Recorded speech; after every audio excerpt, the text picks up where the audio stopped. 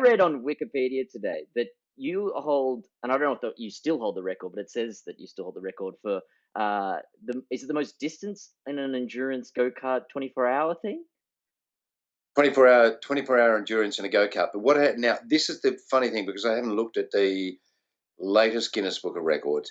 We broke and held the world record for for petrol carts, 24-hour endurance. And it was myself, David Brabham, who is Jack Brabham. I don't know if you know him, very I famous know of racing his driver. name, yeah. David Brabham is now a very famous racing driver. So it was David, myself, Russ Malkin, who people might know as the producer of The Long Way Round, yeah.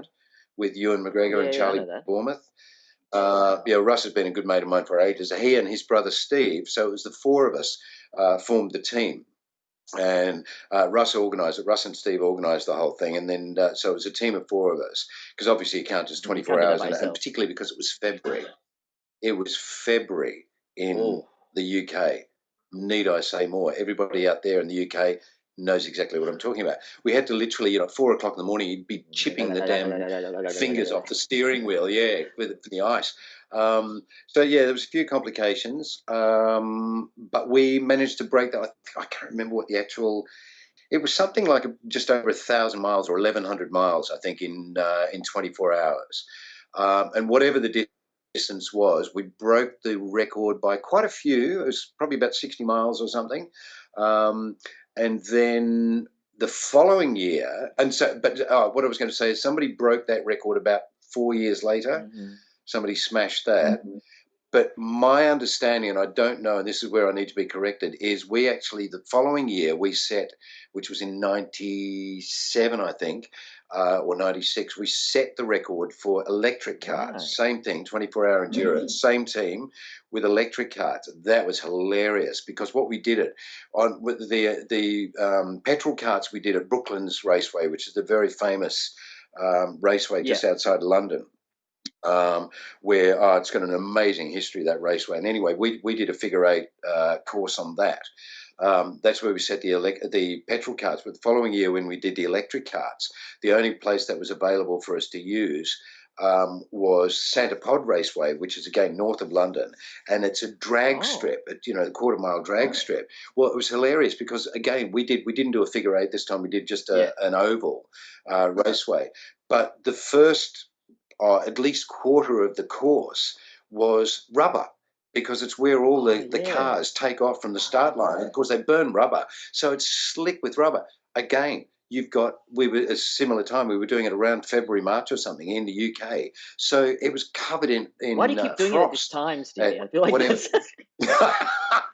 I keep saying to Russ, I said, can't we do this at Phillip Island? Phillip Island's a really great racetrack, and you can do it in nice autumn or spring when it's lovely weather. Anyway, we didn't do that. I think we should, though. I think we should start this up again. Bonnie loves it. We should.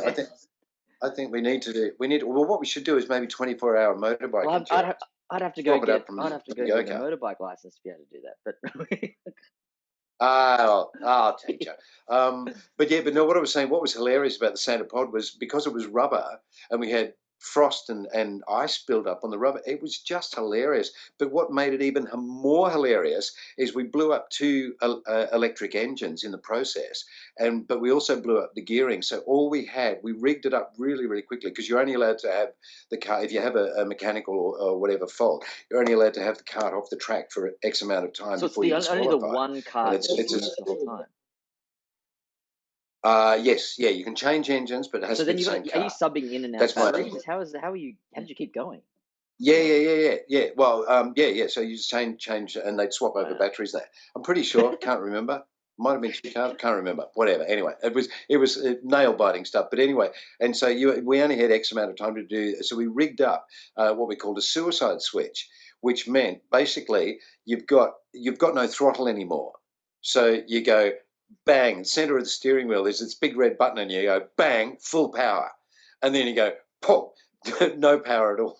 So that was your throttle, and you had to time it so that as you came out of the bend, the chicane, if you like, rubberized with ice on it, so you weren't going in just 360s left, right, and centre. You'd have to take the power off as you're coming into it, and then at exactly the right spot, you'd have to hit the button again to get full power. So you'd rip up to the on the straight again, and it was hilarious because we would just.